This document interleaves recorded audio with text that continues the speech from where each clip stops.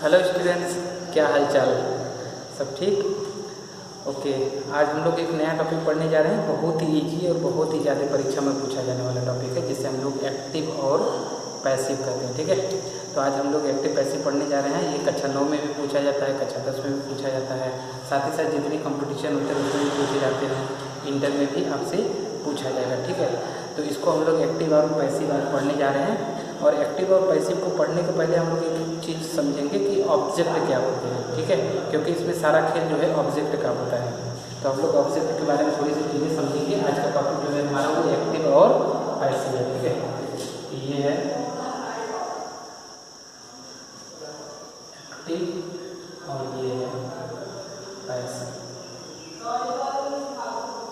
ठीक है, तो हम लोग को एग्जाम में एक्टिव से पैसिव में या कभी कभी पैसिव से एक्टिव में भी बदलने के लिए दिया जाता है। हम लोग अभी क्वेश्चन करेंगे जो बोर्ड में आए हुए हैं, तो आप लोग देखेंगे कि दोनों तरीके के क्वेश्चन इसमें पूछे जाते हैं, एक्टिव से पैसिव में बनाने के लिए और पैसिव से एक्टिव में बनाने के लिए।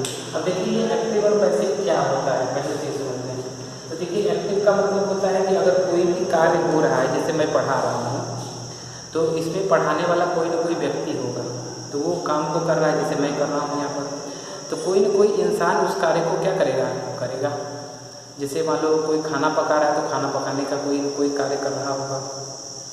ठीक है, तो जब भी हम लोग जो है जो कार्य कर रहा है उसको महत्व देते हैं वाक्य में, और उसको सबसे पहले देखते हैं या उसको हम लोग कर्ता बनाते हैं, तो उस वाले वाक्य को हम लोग एक्टिव वॉइस बोलते हैं। ठीक है, क्या कहते हैं? Active voice. ठीक है, इसको हिंदी में वाच्य बोला जाता है, वाच्य,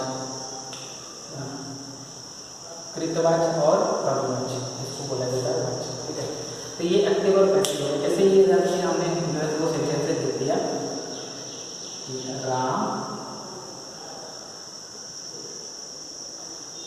रीड्स अ बुक, राम की किताब पढ़ता है। ठीक है, तो ये एक वाक्य है। तो इसको हम कैसे पहचाने कि ये एक्टिव है कि पैसिव वॉइस? तो इसके लिए क्या करना है, आपको ये देखना है कि इसमें जो कार्य कर रहा है वो क्या सबसे पहले लिखा गया है। इसमें जो राम किताब पढ़ता है, इसमें आपको ये पता चल रहा होगा कि जो किताब के पढ़ने का जो कार्य को कर रहा है या किताब को पढ़ रहा है वो कौन है? राम है। और राम को यहाँ पर कर्ता बनाया गया, कर्ता को सबसे पहले लिखा है। देखिए कर्ता कहाँ लिखा जाता है? क्रिया जो होती है मेन वर्ब या हेल्पिंग वर्ब के पहले लिखा जाता है कर्ता। कहाँ लिखा जाता है? पहले। तो इसमें ये जो लिखा गया है ये क्या है? कर्ता है। तो इस तरह से हमने क्या देखा कि जब अगर हम लोग कार्य को करने वाले व्यक्ति को ही सबसे पहले कर लेते हैं, तो वो जो होता है उसको बोला जाता है एक्टिव वॉइस। एक चीज़ और पहचान के लिए होती है, क्या है कि इसमें देखने पर अगर आपको कहीं पर बाई ना दिखे और बाई के बाद में कोई कर्ता ना लिखा गया हो, तो इसका मतलब क्या होगा? Active voice. तो देखिए इसमें कहीं पर भी वाई नहीं दिख रहा है, ये वाई नहीं दिख रहा है, तो उसके बाद में कुछ लिखा भी नहीं है, इसका मतलब ये क्या है? हमारा एक्टिव वॉइस है। ठीक है, ये हो गया एक्टिव वॉइस। ठीक है, अब इसी का देखिए अगर पैसिव बने तो कैसा होगा? इसको अगर हम लोग पैसिव में चेंज करेंगे तो देखिए पैसिव में क्या हो जाएगा? ये बन जाएगा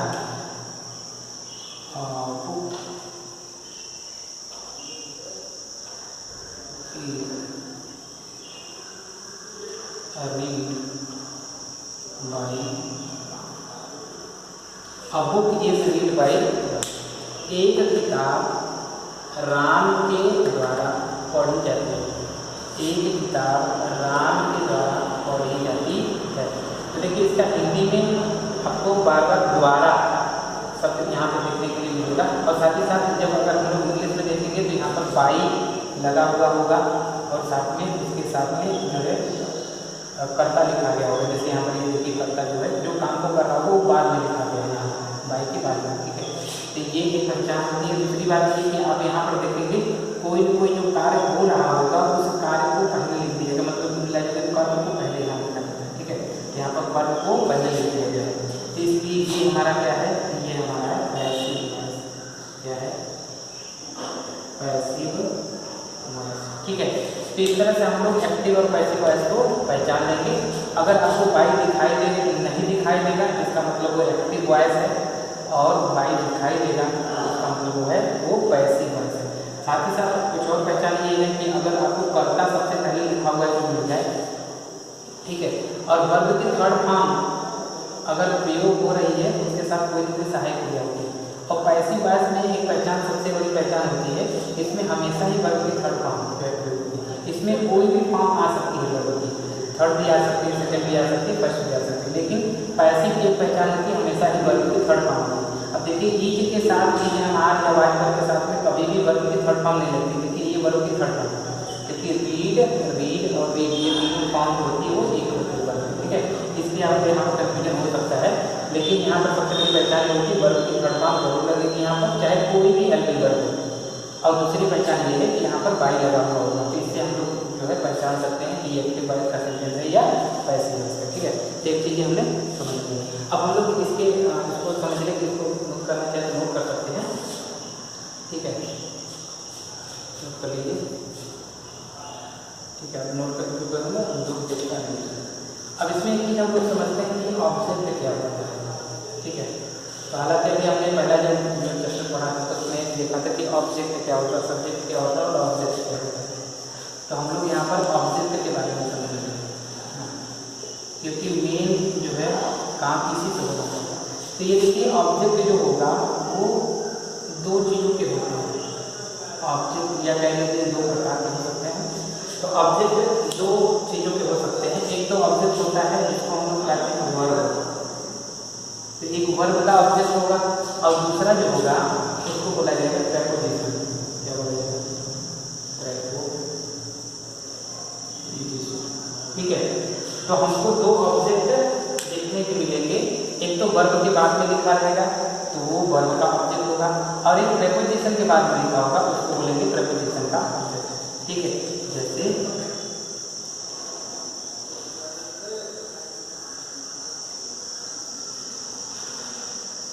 राम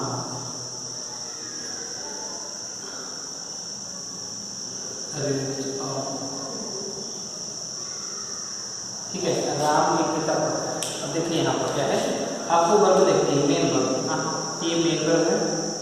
मेन वर्ब के बाद में ये जो चीज़ लिखी गई है ये क्या है, इसका ऑब्जेक्ट है, इसका ऑब्जेक्ट है वर्ब, ठीक है। यहाँ पर देखिए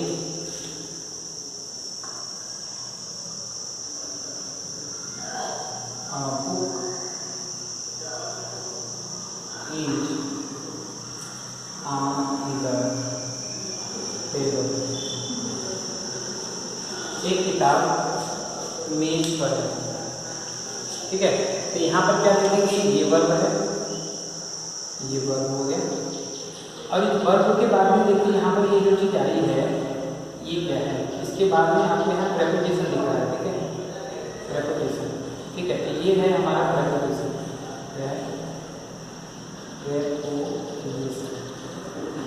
ठीक है, ये प्रेपोजिशन है। और ये प्रेपोजिशन के बाद में ये जो लिखा गया है ये इसका ऑब्जेक्ट है, ये इसका क्या है ऑब्जेक्ट, ठीक है। तो यहाँ पर हम क्या देख रहे हैं कि वर्ब के तुरंत बाद में ऑब्जेक्ट नहीं आया है, वर्ब के बाद में पहले प्रेपोजिशन आया है और फिर उसके बाद में उसका ऑब्जेक्ट आ गया। तो यहाँ पर हम ये नहीं कर सकते कि ये जो टेबल, ये जो टेबल है ये टेबल इज का प्रेपोजिशन, इस क्रिया का प्रेपोजिशन, इस क्रिया का ऑब्जेक्ट है, इस क्रिया का ऑब्जेक्ट नहीं है, इसका है ऑन, ये जो प्रेपोजिशन है उसका ऑब्जेक्ट है, ठीक है।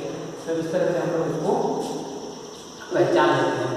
तो हम लोग को क्या करना है, जो पैसिव बनाना है, तो पैसिव बनाते समय हमको जो वर्ब का ऑब्जेक्ट होता है, जो क्रिया का ऑब्जेक्ट होता है उसको खोजना है। जिस भी एक्टिव वॉइस में वर्ब का ऑब्जेक्ट होगा उसी का पैसिव वॉइस बनेगा। तो इसका पैसिव वॉइस हम लोग बना सकते हैं, इसका पैसिव बनेगा, इसका पैसिव क्या होगा, बनेगा। लेकिन इसका पैसिव नहीं बनेगा, इसका पैसिव क्या होगा, इसका पैसिव नहीं बनेगा, ठीक है। क्यों? क्योंकि इसमें वर्ब का ऑब्जेक्ट नहीं है। तो जहाँ पर भी वर्ब का ऑब्जेक्ट नहीं होता है, प्रेपोजिशन का ऑब्जेक्ट होगा, उससे पैसिव वॉइस नहीं बनता है। हमेशा पैसिव वॉइस कैसे बनता है, वर्ब का ऑब्जेक्ट होगा, ठीक वर्ब का ऑब्जेक्ट है, इसलिए इसका हम लोग पैसिव वॉइस बना सकते हैं। अभी हमने इसका बनाया भी था, ठीक है। लेकिन इसका पैसिव वॉइस नहीं बन सकता, क्यों? क्योंकि यहाँ पर वर्ब का ऑब्जेक्ट नहीं है बल्कि प्रेपोजिशन का ऑब्जेक्ट है, इसलिए इसका पैसिव वॉइस नहीं बनेगा, ठीक है। तो ये हमने चीज़ें समझ ली थी। ये पैसिव वॉइस बनाते समय ये बातों का ध्यान रखना है कि किसका पैसिव वॉइस बनेगा और किसका पैसिव वॉइस नहीं बनेगा, ठीक है। इसको अब हम लोग क्या करेंगे, एक्टिव और पैसिव पढ़ेंगे, ठीक है। तो आप लोग 10 से हो सकता है पढ़े भी होंगे, 8 से जो है क्लास 5th से लेकर के 8 तक। तो उसमें जितने भी टेंसेज होते हैं, आपने टेंस पढ़े होंगे कि 12 टेंसेज होते हैं। उन 12 टेंस में से केवल 8 टेंस का पैसिव वॉइस बनता है, ठीक है। कितने टेंस का? 8 टेंस। कौन कौन से टेंस? प्रेजेंट के शुरू के 3। कौन कौन से? प्रेजेंट इंडेफिनिट, प्रेजेंट कंटिन्यूअस और प्रेजेंट परफेक्ट। उसी तरह से पास्ट के भी 3, पास्ट इंडेफिनिट, पास्ट कंटिन्यूअस और पास्ट परफेक्ट। और फ्यूचर में 2 टेंसों का जो है पैसिव वॉइस बनता है, एक बनता है फ्यूचर इंडेफिनिट का और दूसरा बनता है फ्यूचर परफेक्ट का। तो ये 8 टेंसेज का हम लोगों को क्या करना है, पैसिव वॉइस पढ़ना है। साथ ही साथ फिर हम लोग जो है इसको पढ़ने के बाद में इम्परेटिव जो सेंटेंसेज होते हैं उनके पैसिव वॉइस बनाना सीखें, ठीक है।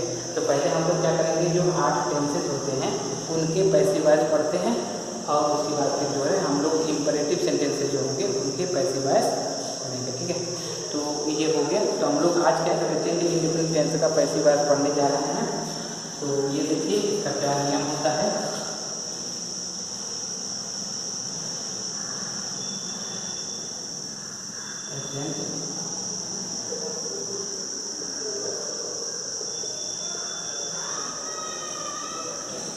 ठीक है, प्रेजेंट इंडेफिनिट टेंस।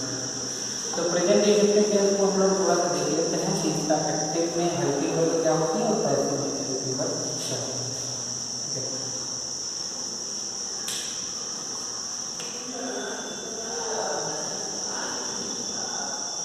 एक्टिव और ये क्या होगा,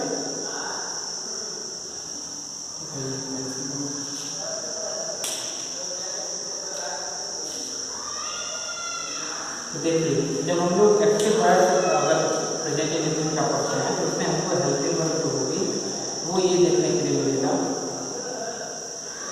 या तो वर्ब की फर्स्ट फॉर्म होगी अगर वो,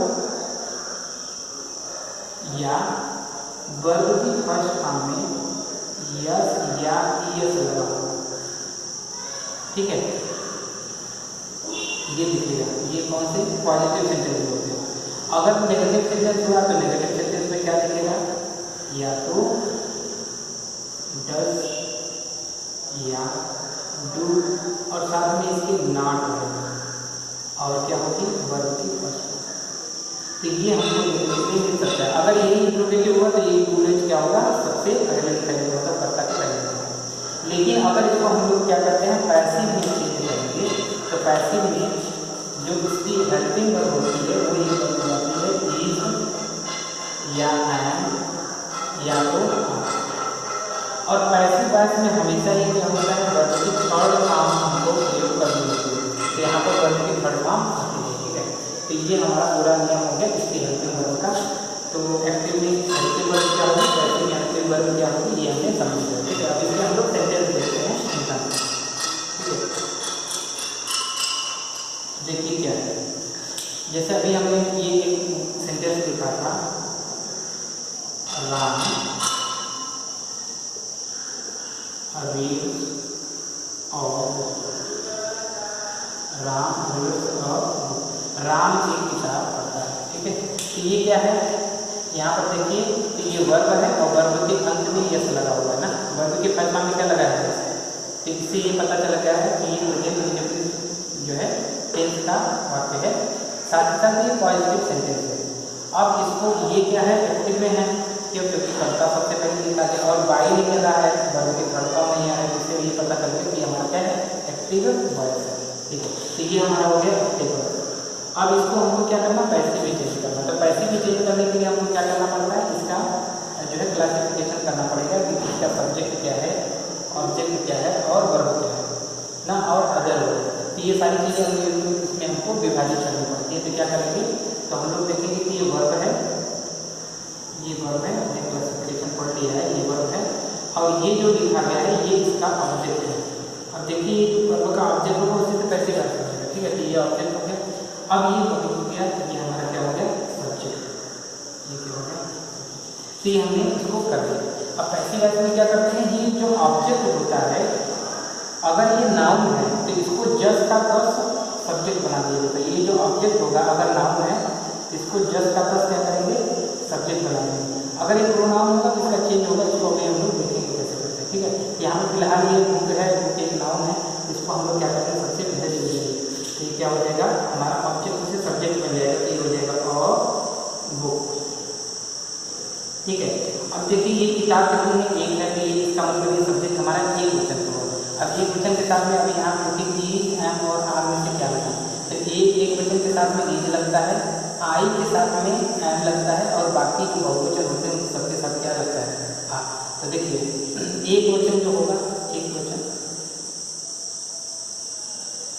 एक वचन के साथ इज लगता है, और आई एक जो है प्रोनाउन होगा उसके साथ एम लगेगा, और बहुवचन वाले जितने होंगे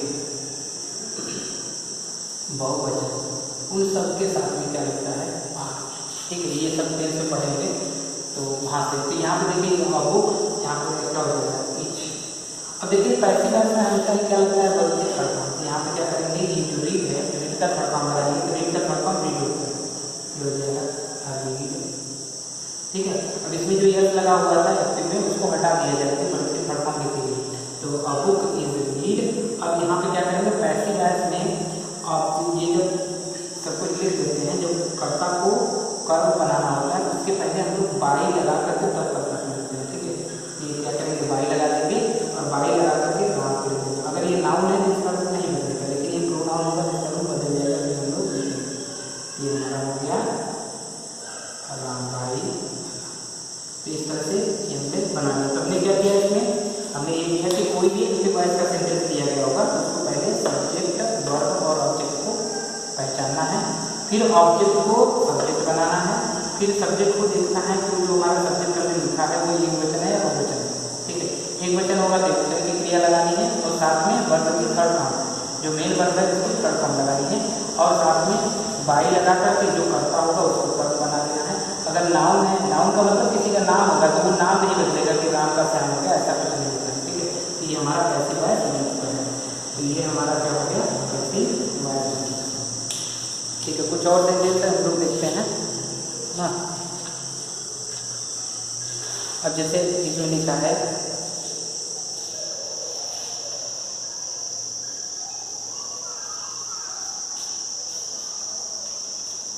राम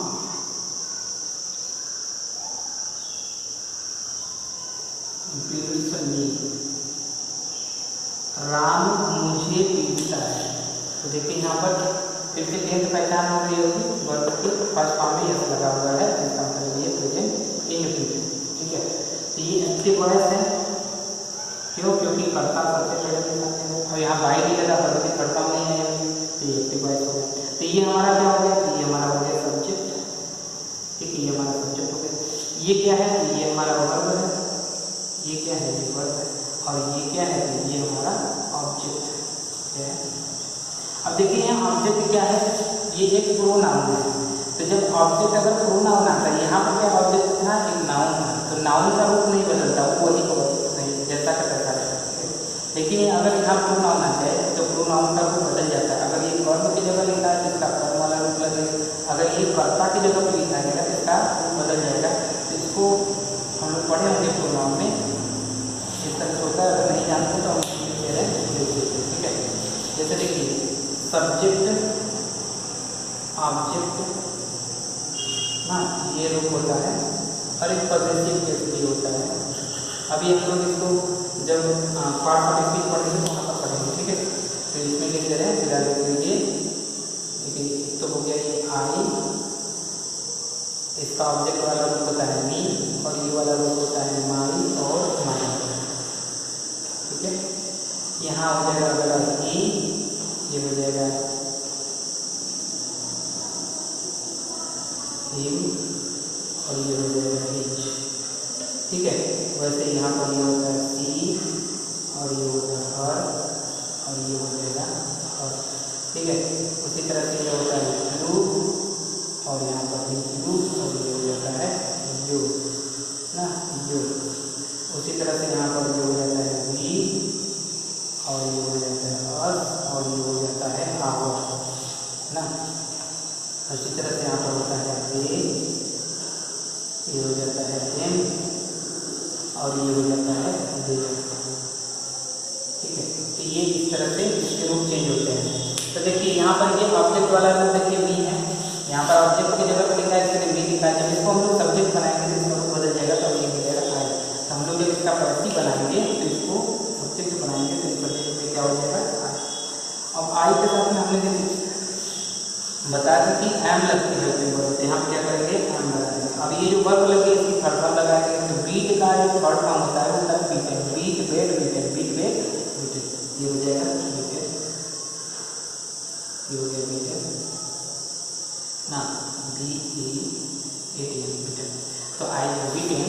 अब उसके बाद क्या करना है वाई लगाना है और वाई लगा के जो सब्जेक्ट है उसको लिख देना है तो वाई। ठीक है, ये हमारा पैसिव है बन चुका है।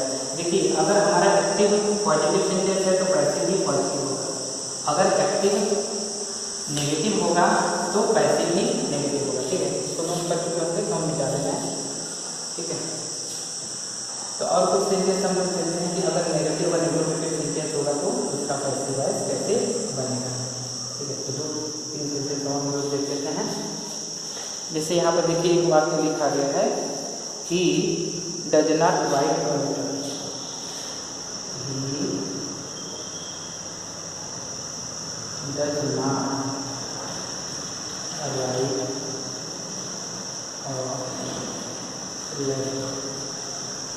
वह एक पत्र नहीं लिखता है। ठीक है ना, तो ये भी देखिए क्या है डज नॉट, यहाँ पर देखिए डज नॉट और उसके साथ वर्ब की फर्स्ट फॉर्म, यहाँ पे क्या है डज नॉट है और डज नॉट के साथ वर्ब की फर्स्ट फॉर्म है।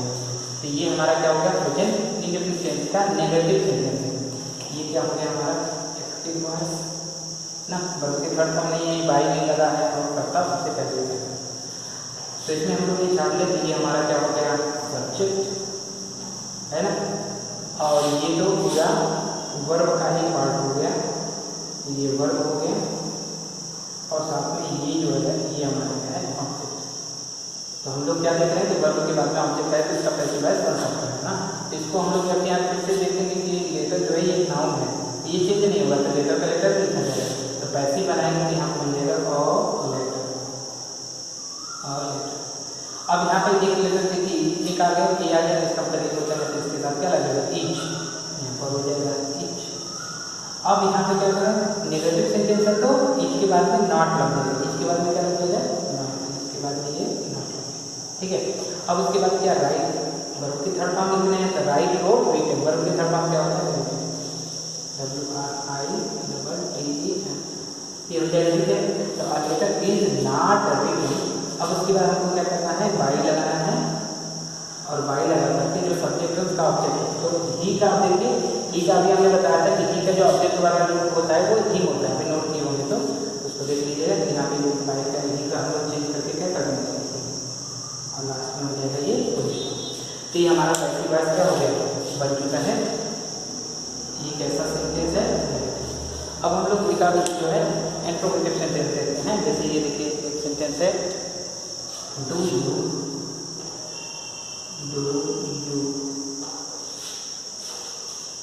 सिंग और सॉन्ग, सिंग और डू यू सिंग और सॉन्ग। ठीक है, तो यहाँ पर देखिए ये डू आया है तो डू से तुरंत पहचान सकते हैं कि ये क्या है प्रेजेंट इंडिविजुअल। अब यहाँ पर बाई और वर्ब की थर्ड फॉर्म नहीं दिख रही तो इसका मतलब ये क्या है ये हमारा एक्टिव वॉइस है। इसको हमको क्या करना है पैसिव में चेंज करना है। तो इसमें क्या करेंगे वही फिर से ये हमारा क्या हो गया सब्जेक्ट। ठीक है, ये सीन जो है ये हमारा क्या है वर्ब है और ये और साउंड जो है ये हमारा क्या है। तो इसमें भी देखिए वर्ब के बाद में आपको क्या है तो इसका पैसिव वॉइस बन सकता है। तो हम लोग क्या करेंगे इसको पैसिव में चेंज करेंगे। तो ये जो और साउंड है इसको हम लोग सब्जेक्ट बनाएंगे, ये हो जाएगा और अब ये और साउंड है इसके साथ नीचे लगेगा।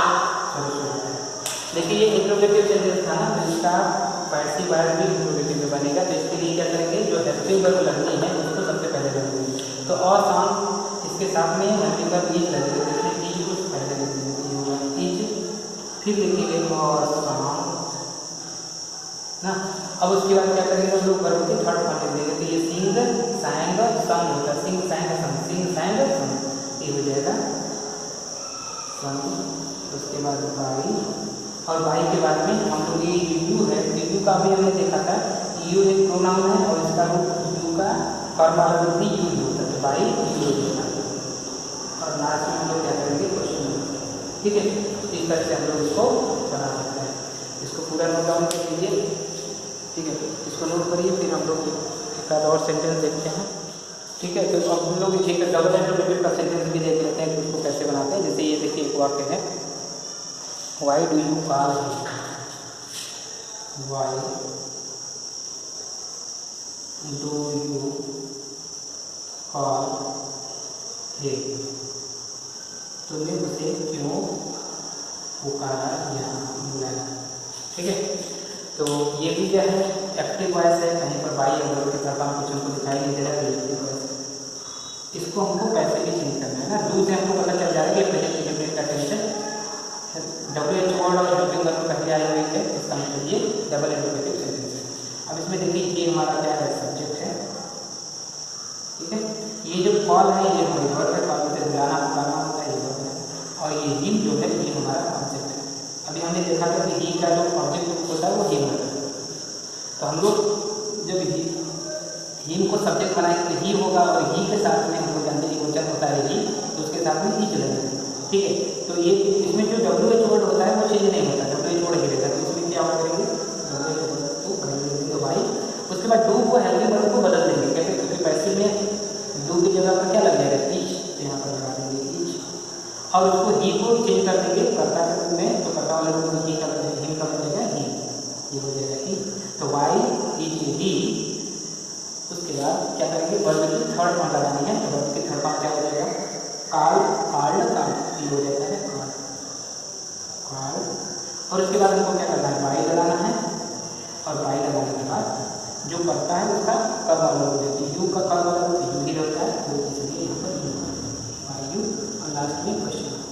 ठीक है, तो इस तरह से हम लोग इसको बना सकते हैं। एक और सेंटेंस होता है जो हु से प्रारंभ होता है। ठीक है, तो वो वाले सेंटेंस को भी हम लोग देख लेते हैं, जैसे हु से प्रारंभ होने वाले सेंटेंस। जैसे हम सेंटेंस लिख रहे हैं कि who is you English, who teaches you English, तुम्हें अंग्रेजी कौन पढ़ाता है। ठीक है, तो ये क्या है, एक्टिव वॉइस का सेंटेंस है, और इसको हमको बनाना। ठीक है, तो क्या करेंगे, देखिए जो भी वाक्य हु से शुरू होता है तो उसके लिए क्या करें, हम पैसिव वॉइस में हु को बाई हु में बदल दिया जाता है। तो हु को किस में बदल देंगे, बाई हु में। तो सबसे पहला काम ये होता है कि इसको बदल दो बाई और हु, WH हु। ठीक है, अब इसके बाद क्या करेंगे, इसके बाद में हेल्पिंग वर्ब लगाएंगे। हेल्पिंग वर्ब इसमें देखिए प्रेजेंट इंडेफिनिट है, इसका हेल्पिंग वर्ब क्या हो जाएगा, हेल्पिंग वर्ब आएगा टीएमआर के हिसाब से। तो यहाँ क्या होगा,